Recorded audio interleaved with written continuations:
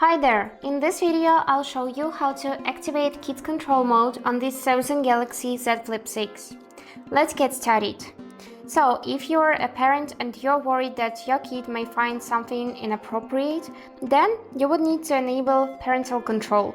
For this, let's just open Play Store, then tap on Profile icon, then choose Settings, and here in the Family section, you can find Parental Controls function.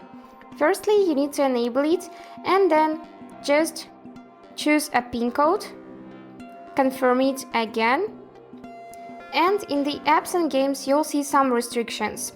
So for example, if your kid is under the age of 16, just choose this option, like this, or tap on any other option depending on your kid's age.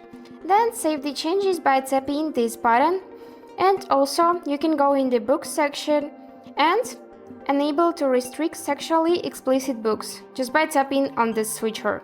And don't forget to tap this save button. And that's it. Hope this video was useful for you, and thank you so much for watching.